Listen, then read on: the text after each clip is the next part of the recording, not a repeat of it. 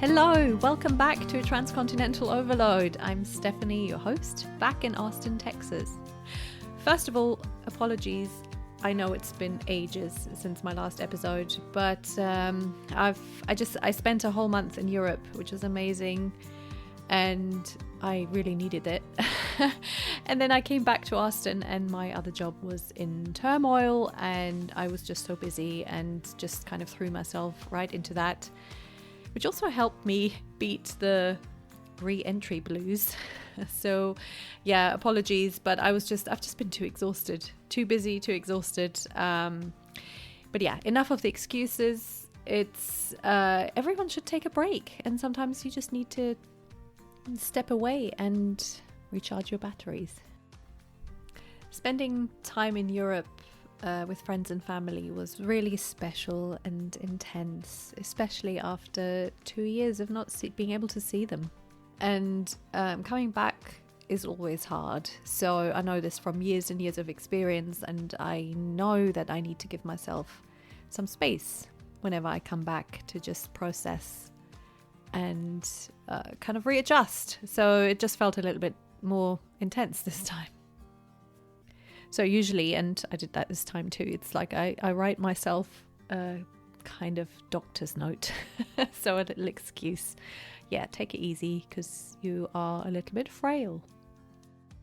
Today's episode was actually recorded a couple of weeks before I left for Europe. And it's very special because I have two guests instead of just one. And it was so much fun that I'm really hoping to be able to do this again in future because there's a whole different dynamic. I'm talking to married couple Megan and Simon, and I've actually met those two before we recorded this interview. Most recently, we went to a football game here in Austin, or I should say soccer game, at the new soccer club, Austin FC. Football, soccer, I will never be able to do this right. Anyway, it's always really nice to talk to people, to interview people I've met in person, and to find out things that I didn't know before. You might have heard the famous George Bernard Shaw quote, "Britain and America are two nations divided by a common language." And that's today's topic, really. Megan is from around here. She grew up just outside of Austin. And Simon is from the greater Birmingham area in the UK.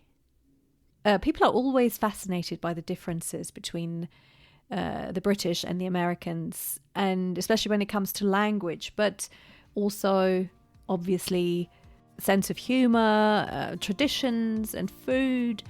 And I think we're covering quite a lot of it in this episode. So let's get to it. Let's hear Megan and Simon's story.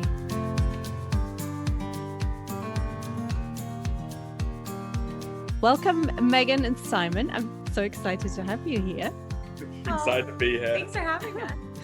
Oh, this is really fun because you're my first couple on the podcast, and also because Simon, you're British, and Megan, you're American, and the fascination with the differences between the US and the UK is immense, and people always ask, and people are intrigued because it's, everyone speaks English, but that's about it, isn't it? And so it's that mystery because I feel sometimes Americans move to the UK, Brits move to the US, and you kind of think, I'll be fine because I speak the language. And there's so many pitfalls with that because you assume that you know a place, or you can make yourself understood.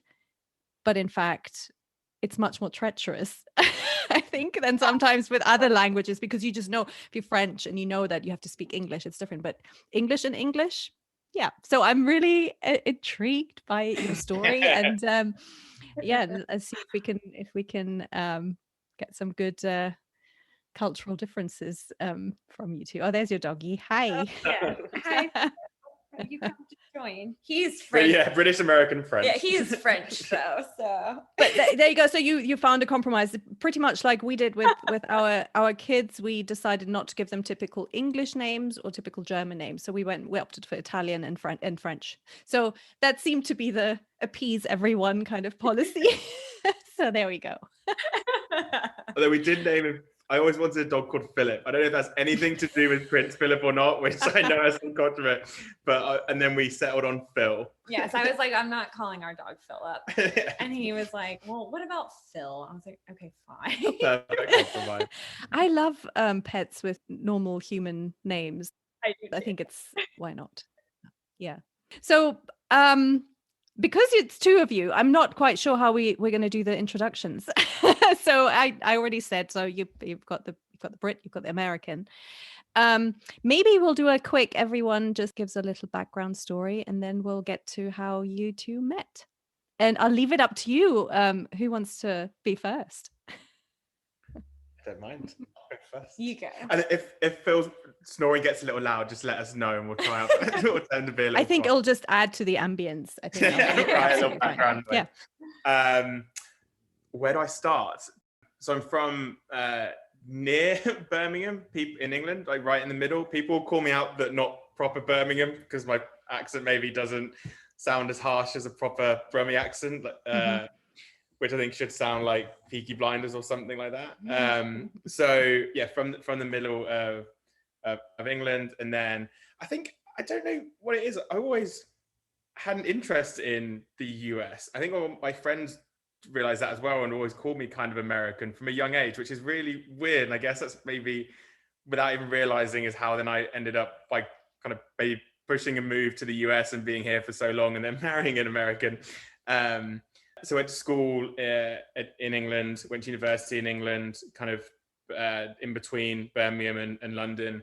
And then when finished university, I think the university I went to, a lot of people, like the main thing was moving down to London. So it was kind of like, even then I hadn't really, I think before going to university, I never thought about even moving to London. I think I always thought I'd stay around Birmingham, just because I think it was just never really had exposure. I never really went even down to London that much, to be honest with you. And finished university, moved down to London, then got the job I'm in today, working in sales. And then after about 8 months or so, I think it wasn't that long, I sat down with my boss at the time, and I knew the company at the time was probably about 800 people, and they had a couple of people in New York. And I was like, I'll just have this conversation. Well, actually, sorry, I was living with a bunch of friends at the time in London, and me and one of my roommates at the time, we were like, oh, how cool would it be just to move to New York at some point? It might have literally been because we were listening to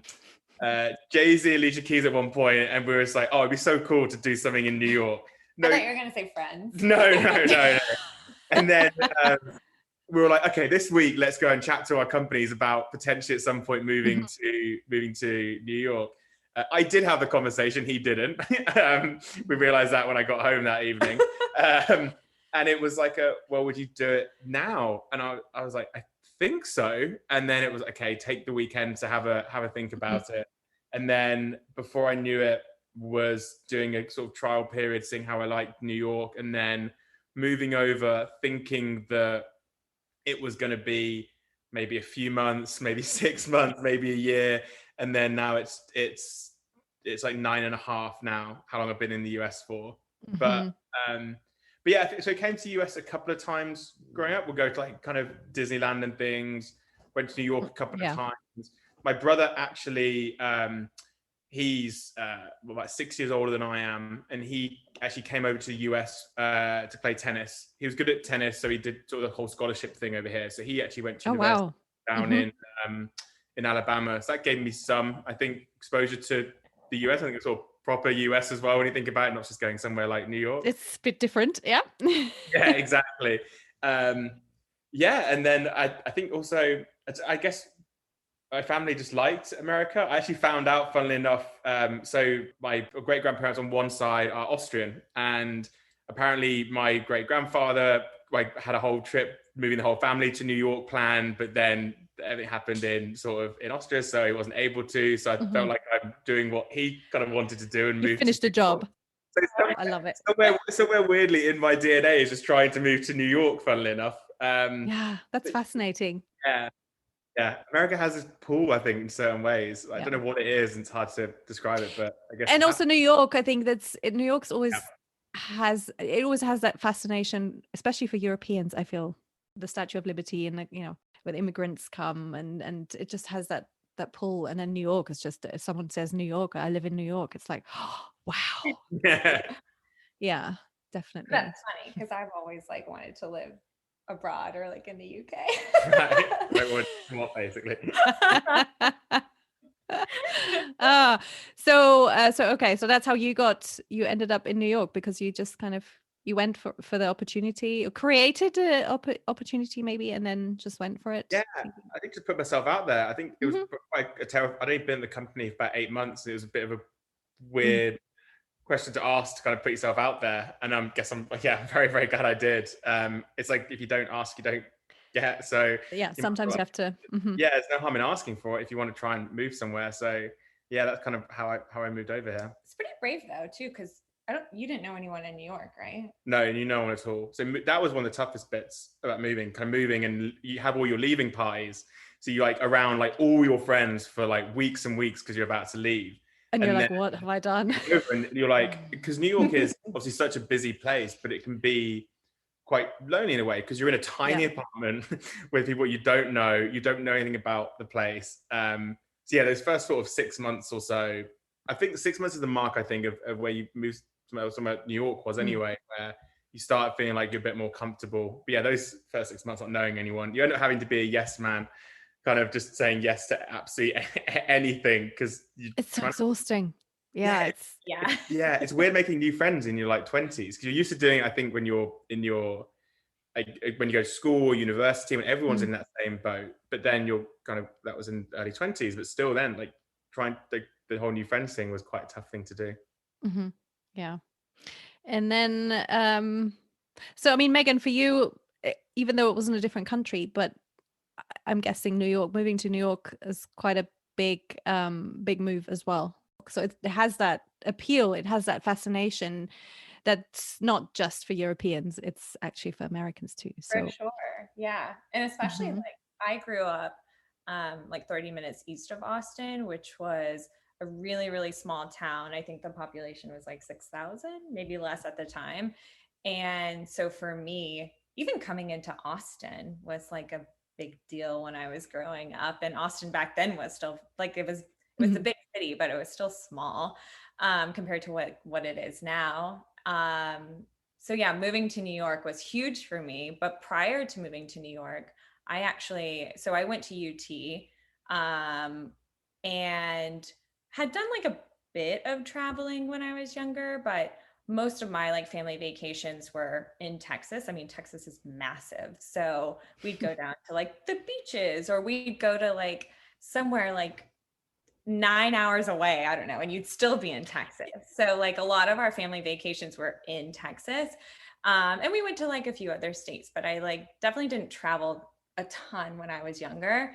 And so when I went to UT, I didn't really like know what I wanted to do after I graduated. And most Texans, I feel like, kind of want to stay in Texas.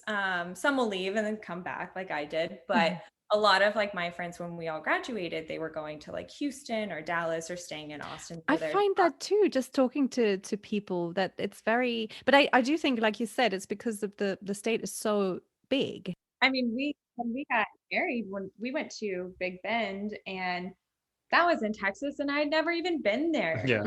It's beautiful. Like the landscape is totally different from like where we live now. And so Texas is massive, and there's still places we want to go to. But growing up, like I didn't really leave it that much. And then I went to UT, which was only 30 minutes away from my hometown. And so, and I didn't really know what I wanted to do after I graduated. And so I had a girlfriend that had taken a job in LA in our senior year of college. She was like, why don't you just come visit like LA with me, see if you like it? So I was like, okay, sure. And of course I loved it. So I moved out to LA for like 4 years and started up a career out there, and had so much fun. But towards the like end of my time in LA, I had some friends that had actually moved to New York from school. And so I went and like started visiting them out there, and I was like, wow, like the city is so different from LA. Yeah. Like, I could see myself living out here. Let me just like apply to some jobs. And I got a job in New York, and that's that's how I ended up in New York. So I was in New York for like 4 years, in LA for 4. But yeah, I loved the city. I always tell him, I'm like, I hope we go back one day. Yeah, I think it's, I mean, I'd love to live in New York for a while. I know it would drive me crazy. I think I've only visited a few times, and I don't know if I could like really live there, but it has that fascination for sure. I think everyone does say that. Like my dad says that all the time. And I'm like, but until you're there and you've learned to like live in your like 700 square foot apartment, but then you realize like you don't spend that much time in your apartment. You're out constantly. There's this like restaurant, like going out to dinner with your friends. It's a very different like life there, but you can. And like, I don't know, I always tell my dad that I'm like, you could totally do it, because my dad like loves to like walk around and like hop into like different pubs and whatever, and I'm like, you would actually thrive there. I think also you create a little, wherever you're living becomes a little neighborhood, even though it's a couple of blocks and it's like, or like how many people are in one area, but it becomes like a little neighborhood, so it kind of feels a bit more homey, which is different, I think, when you visit as well sometimes. Yeah, that's true. So you were both in New York, and how did you two meet? So I will start this. This is where we could be on 2 completely separate podcasts right now. And you'd be like a fun game to know, like, where is actually the similarity? Let's so which version are we gonna hear first? Make it ladies first. I'll lay the foundation. I'll leave myself after. So I think when we both were living in New York, when we like kind of sort of met, we're both looking for something more serious. Which is talking about New York, right, is tough to do in somewhere like New York. It weirdly is a tough thing to actually do there. It takes a lot of work, and you've got so many people there to actually find a proper match. Yeah. So we were both on the dating apps. Like I feel like everyone was at the time and still is. And we connected on Bumble. And so I had to message him first. And so I did. And I think he responded pretty promptly. And we got to chatting, and then we exchanged our Instagrams, which was like, I guess what you did too back then. And I think it still is, to be honest. Yeah. You're like, let me on this guy. Creeping central. I need more than the 5 photos. So we matched, and we started up a conversation, and I think we just kind of like left it at that for a little bit.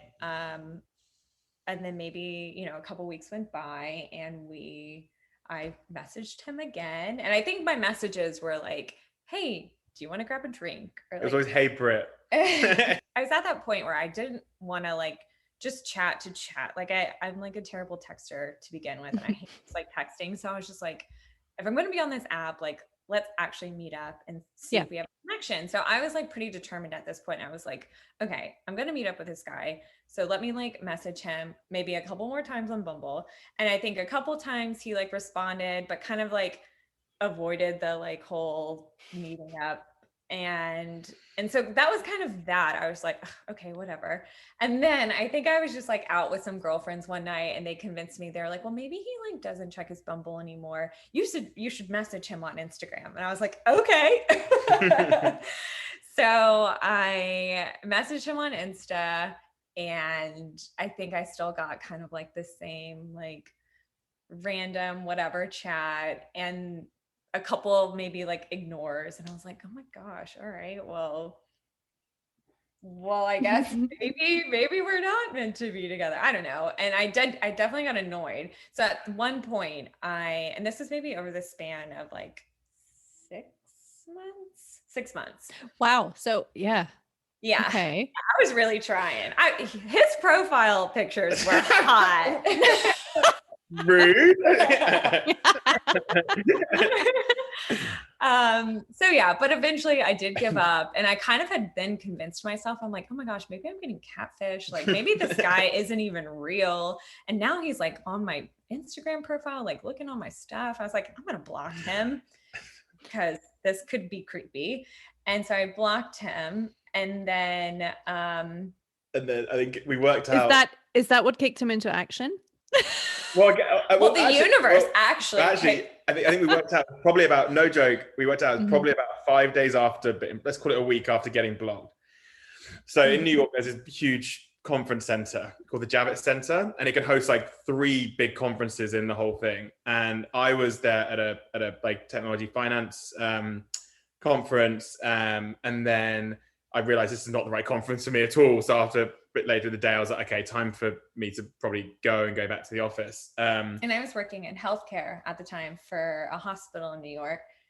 So I was attending a separate conference the same day. And I was grabbing my jacket, and then I was waiting for my jacket, and I look over, I see a stunning brunette walking down these stairs. And I was like, wow. I was like, wait a minute. I think I know her. Like how, bear in mind, we had not seen each other in person ever at this point. I stopped there. I was like, I was trying to it was the weirdest thing, trying to be like, I've seen this person. I don't know where I've seen them. It's like out of context. Yeah, just, completely out of anywhere. Like whatever time, like a Monday.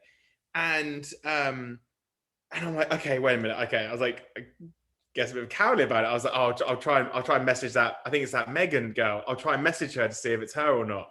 And I get the phone out, and like, I don't have Bumble at the time then, so I can't message there. And then I go on Instagram, and I can't message on Instagram because I've been blocked and I don't have her number saved. So I'm like, oh gosh, I've got to risk this. I've got to actually go up to her and see if it's her. And I remember how embarrassing. I was like, this could end up terrible if it's not her. And even if it is her, this is the most random thing. I'm stood behind her, and I'm like, are you Megan? And the looks are obviously quite tall. And Megan just looks up and goes, yes. I was caught so off guard. I was like lost. I was late.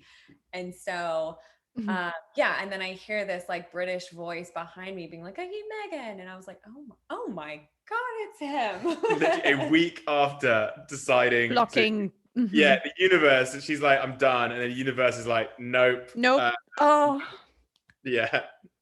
Yeah, it's pretty crazy. I mean, with like all the places you could be in New York, there was no reason we should have like run into each other.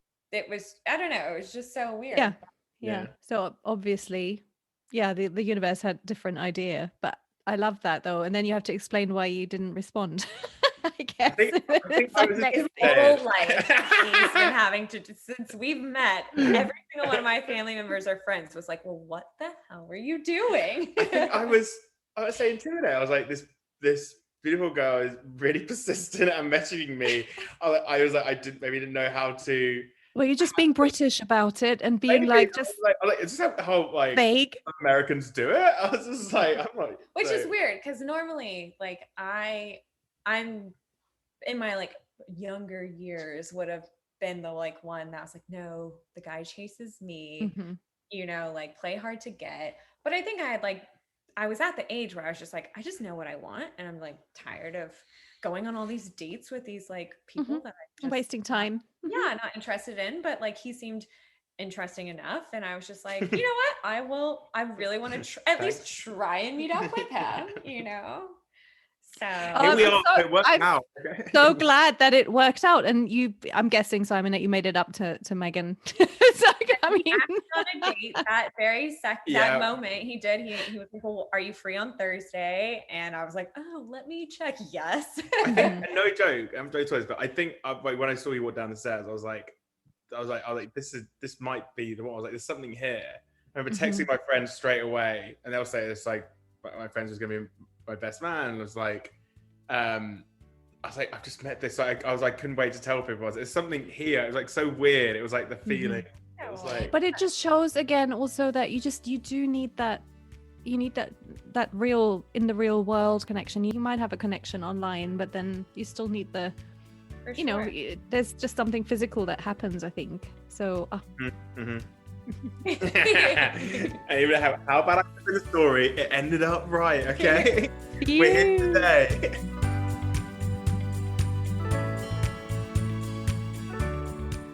So did you feel, Megan, like it was different to dating like previous boyfriends? Was he kind of behaving in a culturally appropriate way? Respecting the American rules of dating. I think so. I think like I wouldn't even have like noticed a difference. I mean, we were going on dates and, you know, like I think the American way is like you're dating someone, but you can still be dating other people. But until you make it official and you're like boyfriend and girlfriend, you can date other people. But like, no, you asked me to be your girlfriend and so proper. yeah. I was but I think that's also kind of like, I mean, what girls want, or at least American girls, I don't know, it kind of like solidifies that like, all right, we are together. And at that point, I mean, you were still, Simon, you were still, I mean, thinking of just staying in New York, because obviously you had thought at first that you were just going to be there for a limited period of time and then go back to London. Did that change, or what was the conversation around that? Were you, Megan, were you interested in going to London, or was that ever an option? I'm always interested in going to London. I think after okay, so that's still on the horizon. That will never leave the table, that one. I told him the other day, bring it up randomly, I'm like, well, you know, maybe when our kids are like grown and we're retired, maybe then we can go. It's always like different life stages. I find ways to get me kicked out of the country so you have a reason for us to move back like that. So I think I've been in the US for probably about 3 years or so. Still a couple of years before I met Meg. I think I realized like I really like the US. Like I think I've really gotten like feeling American away and just like felt very settled. And I was like, okay, I think this is where I'm gonna be. Whether it's in New York or somewhere else in the US, I was like, I'm gonna be in the US now.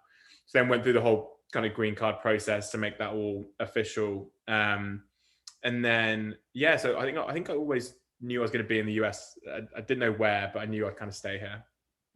After a few years. I mean. So working, the working culture and just people, what was it that made you kind of think I don't miss home? Oh gosh, I think the working culture is an element of it. I think just I don't know what it is. I just liked America. I like American culture. I think that's what I always liked. Like American sports a lot. It's hard to put your finger on it. It's like I just really liked America. I like how patriotic Americans are in a way. Like it is quite amazing. I always found it amazing actually. So yeah, I think it was just everything about it. I was like, I feel like I belong in a way. Like in the US, I was like, the US is a really cool place. So I was like, yeah, I want to put down my roots here eventually. So how did you guys end up going back to Austin? So your family's still down here? Girl from Texas. Yeah, they're still here in the same house I grew up in. So I've been to a couple of conferences here. I think when I was talking about whole, I knew I'd be in the US at somewhere in the US, whether it was New York or somewhere else. I think I had in my mind there might be a couple of places, even before meeting a girl from Austin, that might have been one of the extra things I liked about you. Might have been the Austin thing without realizing. I'll take that. And then in 2019, I went through a crazy health scare. I think I was like, that changed my view on kind of like the future and kind of what do I kind of want and what do we want, especially when we got engaged as well. And I think we always knew we'd probably move to Austin at some point in the future. Yeah. And then we kind of accelerated it and then moved kind of later that year, kind of just before COVID. I always thought about like what it would look like raising kids in the city. And I was like, it's doable. Like the building that we were in, like there's a ton of toddlers and like it's totally doable. And some of it like sounds really nice. You don't really have to load your kid in a car seat. You can just walk and like stroller them to their school or whatever. So there's definitely like some things that were like super appealing to having kids in the city. But I think ultimately like we thought like we definitely wanted some more space, and I think we wanted to be closer to my family. And I always thought that I would move back to Austin. So I'm just lucky that he liked Austin prior to me. I made it really easy. So yeah, I think we're here for now, you know? Yeah. Who knows? Well, you've got a few options, so let's put it that way. And that's always a good thing. But yeah, I mean, the whole city thing, and I think with like New York and London especially, those are places where it's like, yeah, I mean, we all know people who've raised kids in those cities, and it's amazing in some ways, but also a lot of stress. When I heard childcare in New York was like sending your child to college, I was like, okay, let's rethink this. Yeah. And then and then not having family close by too, so that's a big one. I think that was one of the biggest things. Like after Simon went through his health scare, which was very like came out of nowhere. He was very healthy, and he ended up having to like be in the hospital for a few weeks, and which was like probably that was the hardest times we've ever been through. But I think going through all of that, his mom and sister flew down to be with us. But I think we just realized like during those moments, it would have been really nice just to like have some family like away. That was really the catalyst for it. It was like, okay, we're basically right in between both our families. I'm not going to be going back to the UK, and I assume that would be very complicated. So it was kind of the perfect fit, really. Yeah. And those moments, I think, are that's what jolts you back into like, okay, what's essential, what's important, what do I want from life, and all that. And then so that was before COVID, and then before you got married, because you got married during COVID, didn't you? Yeah, we were planning this like little wedding, like I feel like so many other people were, and then it was supposed to be March of this year, and we were going back and forth. We had just started the planning process last February. We had just locked down our like venue, and then March happened, and we were like, oh gosh, like so a lot of the travel from the UK, that was the main thing. Is it going to be possible? We started going through the guest list, and so I was like, Meg, about 30% of our list is coming from like whether it's the UK or Austria or somewhere. I was like, this is going to be we need to pull the plug on this, or like kind of like delay, the stress of logistics, quarantine, testing, flights being cancelled, all that kind of thing. I think we were supposed to send out our save the dates in like May it was, and it just didn't feel right.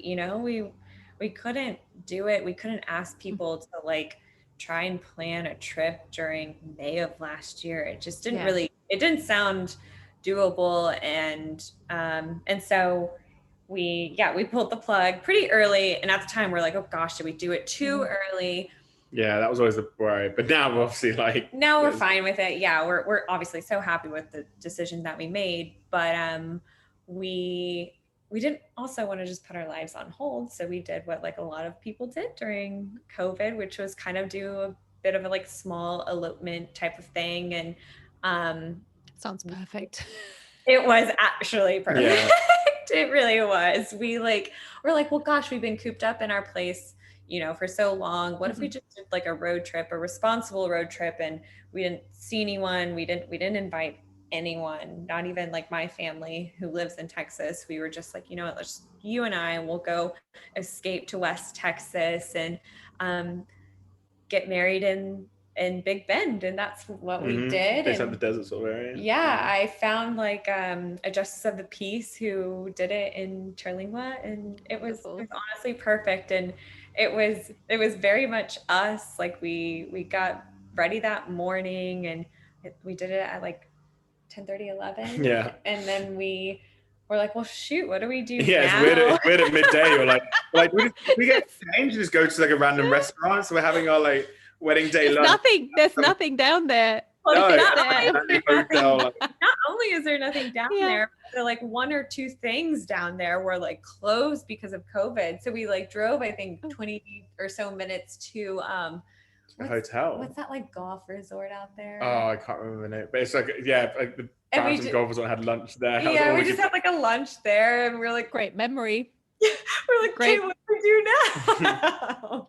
You did the right thing. I love that. It's perfect. And like you said, you can't put your life on hold, and having the logistics of having family in such different parts of the world is always tricky. But COVID obviously added to that. But going back to you guys meeting and then officially becoming a couple, when was the first time that Simon took you to the UK? Oh wait, I'll do it. So I'll tell this one. Go for it. So this is a funny story actually. So we met probably like February, March time, or became official, let's say, I think it was April Fool's, I think it was, Yeah, wasn't it? Yeah, April Fool's Day. And then around, I want to say July time, it was my godson, my nephew's christening, and they live in Florida, so they were going back to the UK, and I was going to bring Megan to meet. She obviously met my sister, and she met my brother and his family as well. The first time to meet my mum and everything. So we go to the UK for that, and I remember it was I planned around near Birmingham. It's around like Warwick and Stratford upon Avon. So I planned this whole thing. I was like, okay, I'm gonna take Meg, and then also my actually great cousin stuff from Austria as well. Like, he knew I'd been to the UK once though. Yeah, she'd been when she was a lot younger. Maybe like 9 or so. To like London, because I remember your mum like spoke about it. Yeah. And maybe started some of the infatuation of Brits. My mama is very infatuated. Yeah. With the UK. I'm familiar with that kind of thing. So So plan this like tour around this castle, and then also I was like, okay, I'll take her to Stratford upon Avon, where Shakespeare's from and everything. And then I know we'll come back to the UK bit. It turned out though, when actually we came back to Austin again at some point, I was telling her family about all this stuff I planned. And they were like, yeah, we've taken her to Warwick Castle and Stratford upon Avon. I'm like, no, not Windsor Castle, Warwick Castle. And they're like, yeah, we've taken her there. And I was like, Meg, you know those places I planned? I took you. You'd already been there of all the places. So like that was... I had no recollection. I was just, I don't know. I was like 8 or 9. Like I had no idea where we were. I just couldn't believe it. I was like, no way. They should have just let you enjoy that moment of... I know. No, but yeah, she was like, oh no, we've taken her there. I'm like, oh no. And I was there, I was like, no, not. I was like, no. No, you had no. I'm saying this. But she didn't have the proper experience, being... Thank you. Shown it all by... But yeah, that was the first time I'd taken her to the UK, and she had met some of the family there. Yeah. But I was super excited. I've just always been so intrigued about the architecture, just like how old it is and how beautiful it is and charming. And so I was obviously stoked. And did you find everyone there is like, yeah, whatever? Oh yeah. I'm sure I'm like way too excited to like... him and his sister took me into all of the chic places in London. I was just not cool about it all. I was so excited the nice to be into all of it. The nice part is that you kind of like, when you take someone who you're obviously very, very close with, who isn't from there, it creates like weirdly an appreciation that you don't know. Like, and not just like that trip, but in general, like English things that I take for granted, seeing the way Megan reacts to them and like experiences them makes me really appreciate them more. And I realize, but like that's one of the amazing benefits actually about the kind of side, not being from there. It makes me appreciate everything a lot more. It's the fresh eyes perspective, isn't it? And it makes you you're able to then be like a little bit proud of your hometown and all that kind of thing, which is not something that you could ever share with your friends from there. Because it's just oh my gosh, when he took me to his hometown, I was like, oh my gosh, it's like out of The Holiday. I was like, this is so cute. I want to live in that cottage. No, I want to live in that cottage. Everything I've realized, everything Americans think about the UK is just The Holiday. Like that. Yeah, I've only ever I love The Holiday, but that's only because I'm not English, and none of my English friends, everyone is just like, oh my God, it's like, don't mention that movie. And then, Germans, everyone else loves it. So it's this, it's my comfort, kind of secret comfort movie. For sure. So what did your family make of Megan? Because it's a little bit different when it's someone from another country.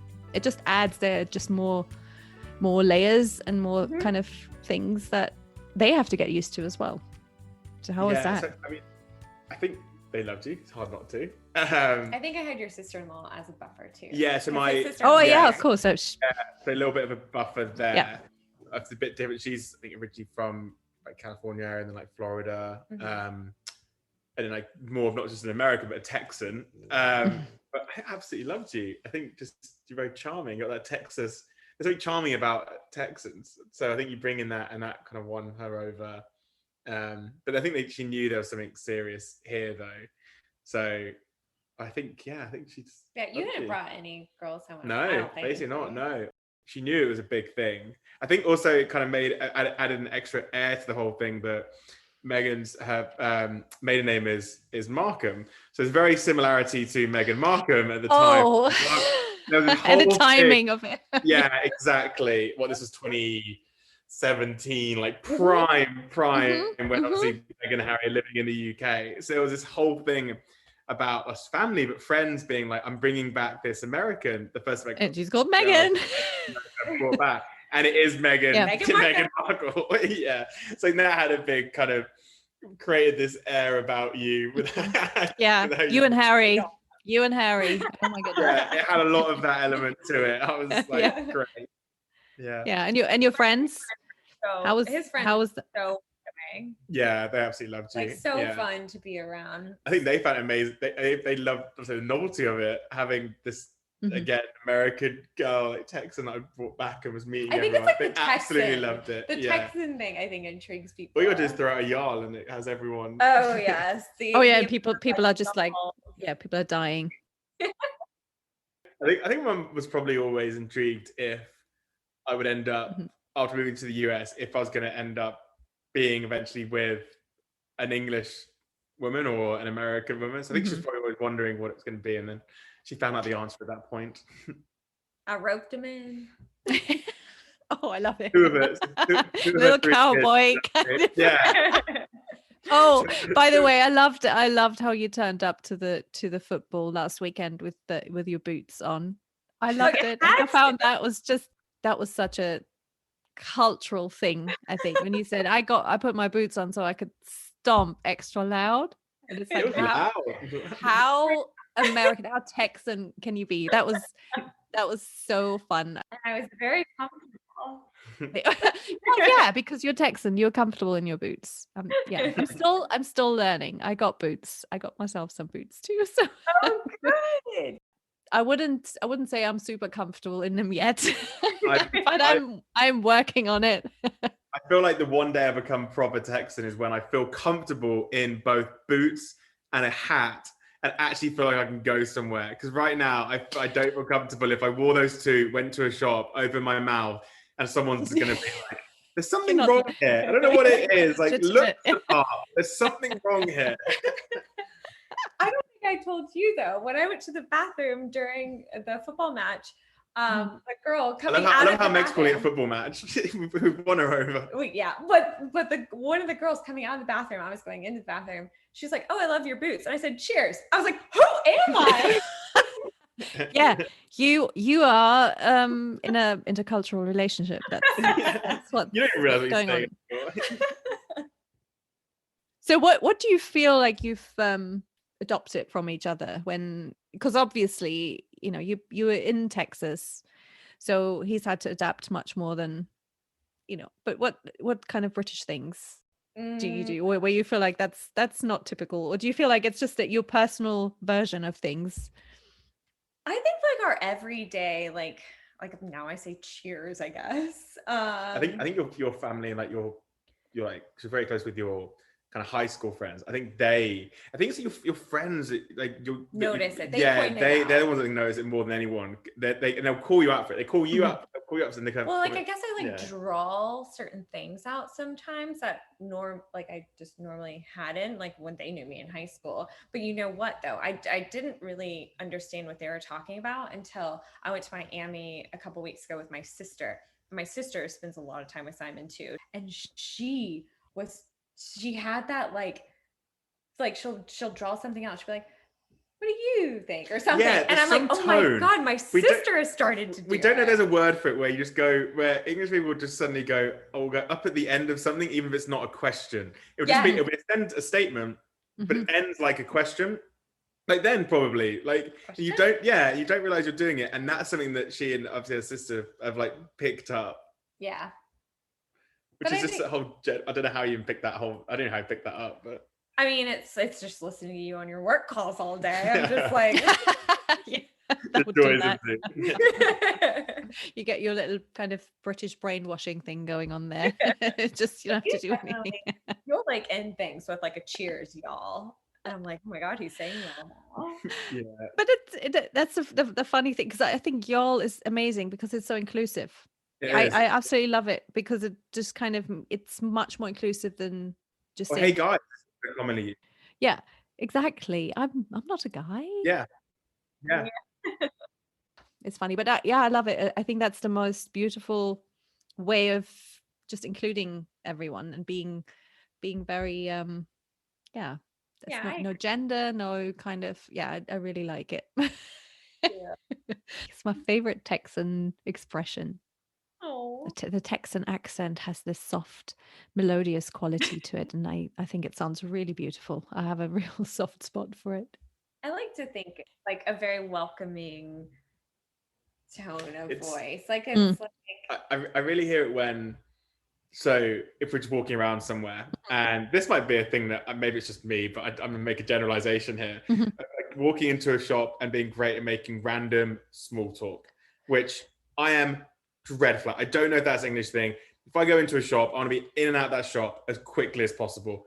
Walking with this one, especially somewhere like, well, not just Austin, but down in Elgin or somewhere, like just this, that's when you properly get on your, because I think around me it's not as really Texan as when you're around like with proper Texans, and like you start talking, it's a proper Texan. Well, especially in my hometown where everyone knows everyone, and my parents grew up, they went to high school, they're high school sweethearts, and like, so they know everyone, so I know like everyone, and so it's like, and they've known you from when you were little girls, right? So if you turned up with a New York accent, they'd be like, they would be like, okay, man, what's going on? It gets proper Texan and it's really drawn out, and then we'll be in there for like 45 minutes, and I'm like, how are you making this random conversation? That's something which I know I need to get better. I think I am slowly getting better at it, actually. I think like small talk. I think like some of the most random small talk that's like happened when we've gone back to my hometown is like, I think, didn't we go on like a walk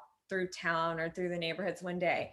And we like we were walking past this house, and this older couple was sitting outside, and I think I kind of waved, and I think the woman was like, hey, aren't you like Steve and Lori's kids? And then my sister and I were like, well, yeah, we are. And then so they went on and talked about how my dad's an electrician, and they were like talking about how our dad did their electrical work like 20 years ago in their house, and we were like outside talking for like 30 minutes to this like older couple. I didn't know who they were, but they knew who my parents were, and Simon's just like, what is going on? I'm not used to that one bit. And then, of course, that kind of thing seems even more different when it's English, since you're both native speakers. So, like the famous George Bernard Shaw quote, Great Britain and the United States are two nations divided by a common language. And it amazes me after like 4 years is that there's still something, things I will say, and the look on Meg's face, just like, what did you just say? And I'm like, I must have said this before. I must have said this before. And it happens so much, and it's still crazy to me that it can still happen after so many words have been said. There's still things that like she has no idea what I'm saying. But it's normal for you to just those things just come out because that's how you would express yourself, and maybe not something that's used in American English. And no, maybe I've never said it around her before, even after like, and then it's even after like 4 or 5 years. You like said something like a month ago, and I was like, what does that mean? You're like, wow, you still don't understand me? Like, Can you think of anything in particular? Gosh, we should start writing these down because they are kind of funny. Fortnite was one. I still don't know what that means. And trying to explain Fortnite I was like, you know what? I don't know how to explain. Yes, that was the one. Yeah, but you said something too to like describe, like it was like to describe something. using Moorish as a word to explain something took a while. Oh yeah, but Moorish now is I one. use Moorish. Moorish is, yeah. Quick translation lesson for the non-British speakers. Fortnight means 2 weeks, and Moorish means something tastes so good that you just have to eat more of it. Yeah, it's one of my personal favorites, best English words. Yeah. Rocket and arugula got me. I remember when I first moved over. That was what I remember. Rocket is such a dumb name. I remember it so clearly. I moved to New York. I think maybe it was when I was on my 2 week, like just seeing if I liked it. I thought, okay, I'll go and get myself a salad. Walk into salad place. Yeah, what do you want as a base? And I was like, Rocket. The poor lady, the look on her face was like, what is this person saying? And I was like, Rocket. And I even pointed out, I was like, Rocket. And she's like, no, she's like, what is going on? And then she was like, arugula. And then I was like, what is arugula? It was like the same thing back and forth. Like that was one of the biggest, like, I was like, wow, they are really weird words that don't always mean the same thing here. Mm-hmm. Yeah. It's a minefield. And what's the other one? Coriander and cilantro. That's true. What about the other? I mean, obviously, so there's language that's just the dividing factor if you want, but then also food. For sure. So food is a big one as well. What's eaten in the UK and what's people eat in the US, and the prejudice that like British people have when it comes to American food, and because that I found that really surprising, because in the UK everyone's just like, oh, American food is terrible. Americans are fat and the food is bad and the portions are huge and that's all, and it's just fast food, and actually it's not really like that, I've found. But it's, you can eat a lot if you want to eat a lot. Like you I think the portions sometimes are big and they are ridiculous, but that's also like where you're going. Yeah, I don't know. Like if you're going to a meal in Times Square, then it's going to be exactly what you probably just described. Different cuisines. I think you think like getting barbecue, you're going to get quite a lot of stuff at barbecue because it's all like Tex-Mex. You're going to get quite a lot of stuff. Family style. Yeah, there's a lot of figure there. I think there we go. Family style. There you go.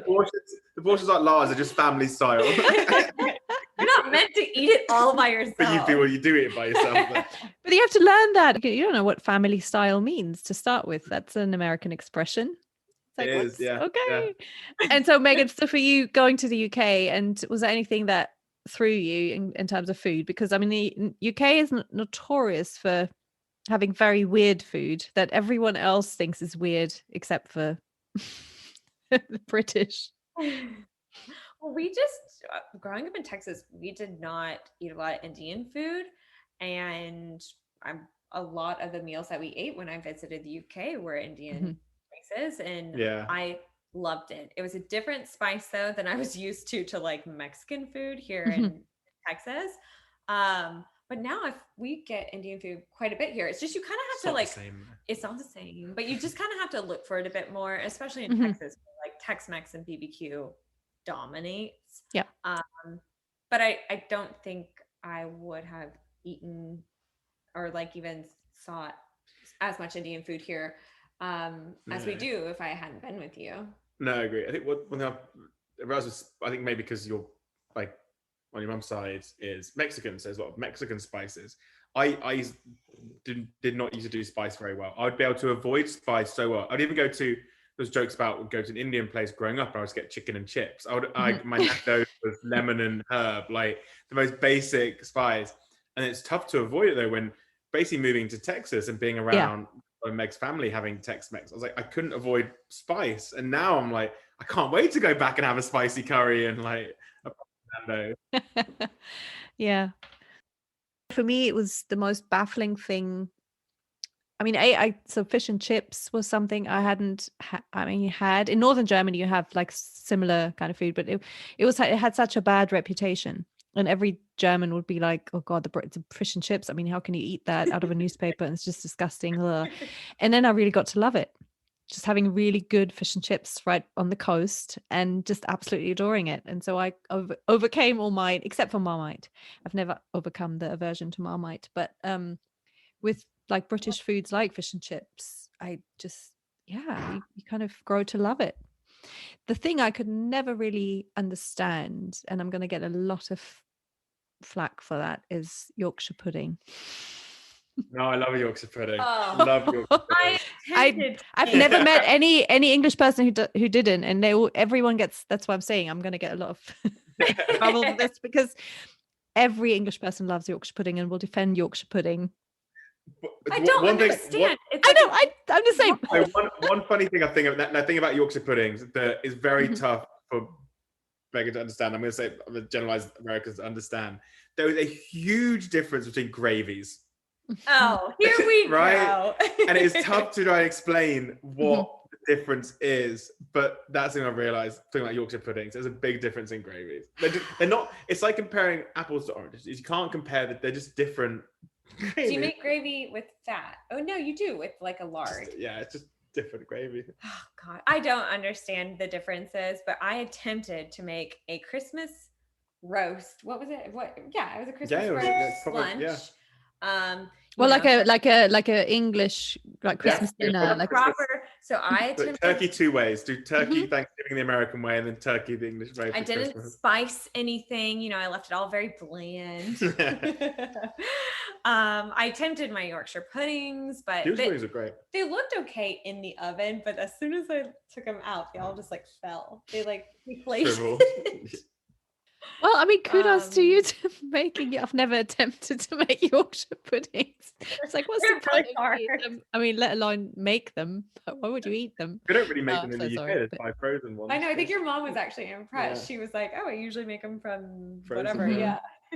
Well, I mean, it's a real skill from what my father-in-law makes amazing Yorkshire puddings. He's really good at it. So but I still have this. Why are they here? What is it about my favorite bit? I would demolish those growing up. But that's like Stuart will look at German potato dumplings and be like, "What's the point of these?" And they're essentially what we've decided is that's the equivalent. They're really there to highlight the gravy. It's just your bit of starch combining, bringing all the flavors together. So that's how we decided. That's where we decided to leave it. And there's no, not one is better, but. I'm curious what you guys have then for Christmas lunch or that depending on where we are, I would say we have a good mix of everything. So luckily with the side dishes you can always just add on, and the whole turkey thing I think it's more universal, I guess. So I'm very happy to have turkey. But no, I'm intrigued. What you said, you have turkey two ways. So what's your Thanksgiving turkey then? Because our Thanksgiving turkey was very much like a British roast dinner turkey. The turkey bit might be the same. It might. I think the difference is the sides. One thing amazed me about Thanksgiving. I remember my first Thanksgiving. What amazed me, I remember I walked in. I was like, "What is this thing?" And it was sweet potatoes with marshmallows melted on top. And it was my first. I'd only been in the US for I don't know. I remember 8-10 months something at the time. I was like, what is this thing? And I've loved it ever since. I'm like, that for me was America in a dish. was sweet potato casserole with marshmallows on top. I still really struggle with that one, but it is the ultimate comfort food, I think. That and mac and cheese, a proper mac and cheese. And it's funny how we kind of grow to get used to things and then really like things as well that were just alien beforehand.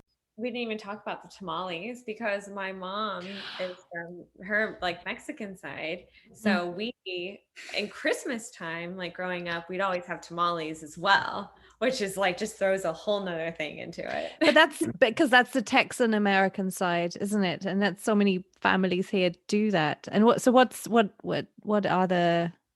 do you do with the tamales? Well, gosh. So my grandma and my mom and her sisters would make the masa and make the different types of tamales. And then, gosh, they would make so many, dozens and dozens. And it's kind of customary to give some out to friends or family, or at the church, sometimes you would give them or sell them for the church. And so it was always a thing. And it was always the stations were set up in the kitchen, don't come in the kitchen unless you are ready to make some tamales. And each person had their responsibility, whether it was like putting the masa paste down on the corn husk or then putting the filling in and then rolling it. But we always had tamales and my dad loves them. So yeah, have you had? I don't know. Yeah, I think I ate it completely wrong. I didn't get how you like open the whole. I didn't know what was edible and what wasn't edible. Yeah, that was pretty embarrassing. That was on me. I should. With the corn husk. Oh yeah, that's how they're cooked in that, aren't they? I mean, that's again. I had never had tamales before moving to Texas, so that's. Yeah. I still have not mastered that though, so I don't know if that will fall into our family tradition, but maybe my mom will bring some over.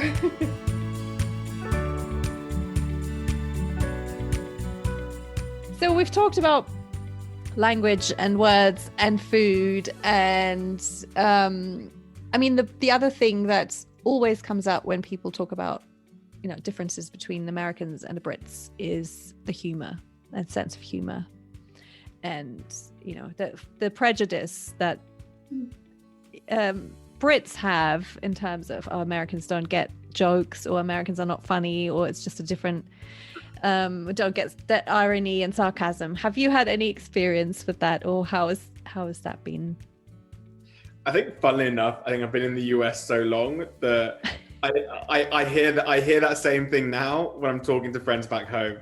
The friends back home will say, "Oh, you don't get it. You're so American now," and I feel like I'm the odd one. No, I do get like that's come across quite recently. I think I'm lucky that you got some of the sarcasm and some of my terrible jokes pretty early on.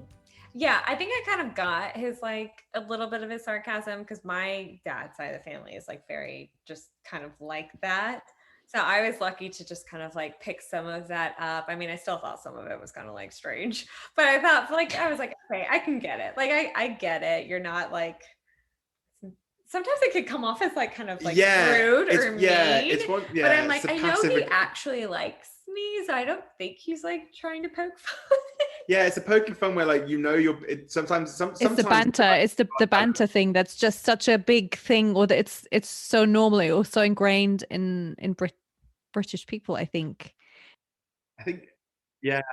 So I have got we didn't know each other before back in the UK, but I think it happened in New York. Like me and a couple of other English guys just like found you end up getting connected. You end up becoming quite close friends because you're just a bunch of like British people in the US. So I think you saw it a lot between me and a bunch of my English friends, like that sort of sarcasm, that sort of banter, and where it's not mean, but it is kind of mean. But you like kind of pick fun at each other. But that's very true. I didn't think about that. Like our New York friend group was based of a lot of actually UK people. Like there was maybe even a few Americans sprinkled into it. So sometimes I'm like, am I in New York or am I in London? But you're right. And I got to kind of see the banter back and forth between you Brits. And I was kind of like, oh, okay, this is just like how they do it. It's like a poking thing. I don't know why English people like to, it's like a pokey joke where like, it might wind someone up. It's just like a one-liner. If they're in a terrible mood, it was going to wind them up really badly. But you like just poke it and just be like, and it's like, oh, you're going to leave that there? It's like, I don't know, it's hard to come up with one on the spot. Yeah, but it's very situational and like the little pokes here and there that you're joking, but if someone's in a bad mood, it's not going to go very well. The got her one, that one's pretty good. But yeah.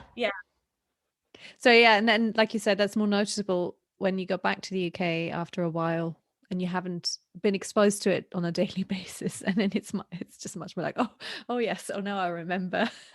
I've got the girls, it's like not just the guys, it's the girls too. They do it to each other and just kind of. It can be quite rude, like I said, like but even like the greetings sometimes I find, like when I went to the UK for the first time, they're like, you all right? I'm like, oh yeah, I'm okay. Are you okay? I'm like, yeah, I'm all right. But that's like how they like say like, hey, how are you? How have you been? It's like, hey, are you all right? I'm like, well, yeah. What do you say to that? Yeah. But then I mean, that's all the small talk kind of things here too, where you just someone says, yeah, how are you? And you say, yeah, how are you? And no one actually, it's just the hello. And to a German, that was I knew that beforehand, but it's still, to me, it's I still want to answer. I still want to say, I'm okay. Yes. I mean, I've had a I want to say, no, I'm actually not. And I did it once. I said it once. I said, I think someone I was just having a really bad day. And someone said, how are you? How's your day? And I'm like, oh, actually, it's not been great. And you can see the other person like visibly like, what? That's not the right answer. It's like, I'm sorry. What? What has been, would you say has been, I mean, sounds like, you've been to each other's countries and families and all that, and it's all been very positive, but have there been any like difficulties or has there been like a time where you were like questioning the whole thing, and have there been any kind of tough situations? I mean, I don't think like questioning, but I think like when he was in hospital, that was like obviously very scary. And I think trying to navigate, so like when his mom and sister came down, so I was like completely out of it, so I wasn't able to like be any sort of, he was asleep meeting. He was like out of it. And so that was very sudden and like, I mean, we thought he had the flu for like a week, and he had like flu-like symptoms, and then he like kind of towards the end of that week started to like really get like out of it. And I was like, gosh, that's not like, by then you should kind of start to be on the up with the flu, and his temperature was getting worse, and I was like, God, no, there's something wrong. So I took his temperature one evening and it was like 105 or 6. It was bad. So I just rushed him to the ER. So that's like 40. Oh yeah. 40. I might have blown off. I still can't do Fahrenheit and Celsius. I cannot. It's not going into my head. It was really bad. It was you should be in the hospital. So I was something's wrong with you. I was like out of it, and then I brought him in, and they admitted him immediately. They couldn't figure out in the ER after a few hours like what the heck was going on with him. And then I called my mom. I asked one of the doctors, I was like, do I need to call his mom? She lives in the UK. Yeah. And I'll never forget, this doctor was like, yeah, you need to call her and she needs to come down as soon as possible. And I was like, oh my God. Okay, this is way more serious than I thought.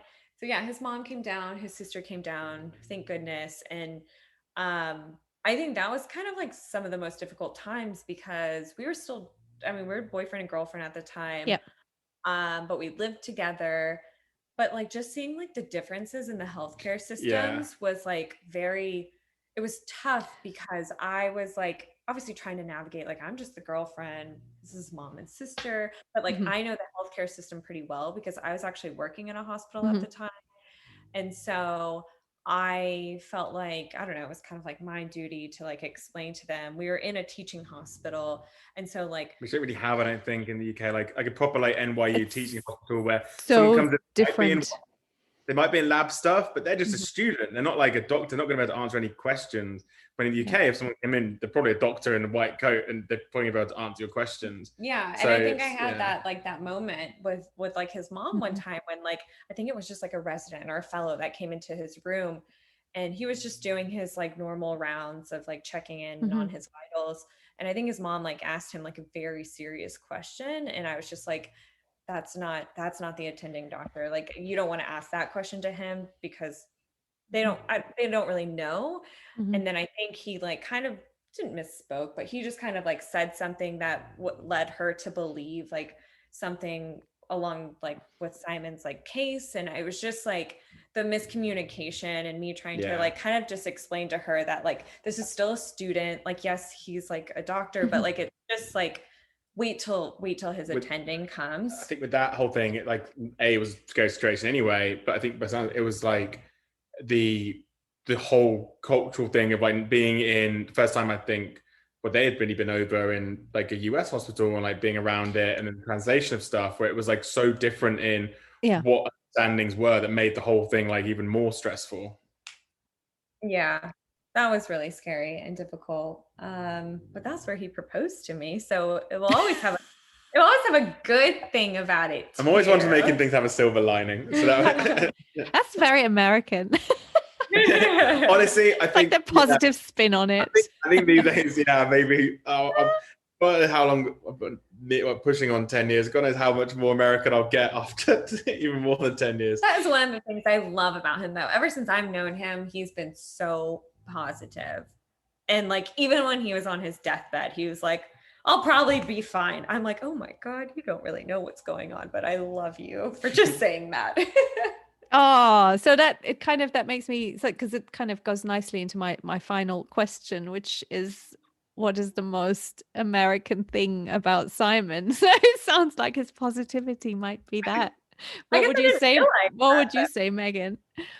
I mean, I genuinely think it's just like how he's been so like wrapped into now, like he's an American sports guy and he watches like American football and follows it more than I do. And he's the one craving Tex-Mex now more than me. It's like those little like moments where I'm just like, who have I married? It's like every apart from the accent might as well be an American now. Really, seriously. Yeah. I mean, I forget that he's British. I genuinely do. One time we were on our wedding trip, we were driving right near the border and we got like stopped at one of the checkpoints and they just ask you like, everyone here, you're a citizen. And I was just like, yep. And Simon's like, I'm not. I was like, oh shit. Yeah, I was like, oh, sorry, Mr. Border Patrol person. No, I'm actually not American. Like, but I generally forget all the time because he just feels so American to me now. Yeah. I feel very American. I could have gotten you arrested. I'm sorry. I know, they would be like, go in that lane, please. Yeah. It's a great wedding trip. So what about Megan, Simon? What would you say is the most English thing about Megan? Has she got any, do you feel like she's changed in some ways since you've known her? I doubt it would have been like this before we met. I think it's certain things style-wise. It's like decorations and those things is like picking out very English things, which I think will be great in the future, can make me feel quite like home and bring in some of those touches that she's really like embraced those things and like loves English, like the things like anything old I've got that my mum brings over or something that she's like, oh no, I love that. It's like really English. Yeah. So I think different style things that now she's starting to pick out and wanting to really run with is probably some of the most English things now, as well as dropping in some words and the tone of voice for sure. Yeah, the style for sure though. I'm like designing our house right now and I'm like picking out like the most British things and I like picked out a paint color and it's like London stone. I'm like, yeah. Oh, you do see those things, it starts to blend a little bit. Like there's certain English things that she picks up that I would never think about. If I was probably fully involved with designing it, it'd be all like American stuff. And then same with like American sports, everything. Like I'm more into probably the UT sports now than you are, which is crazy. So yeah. I love it.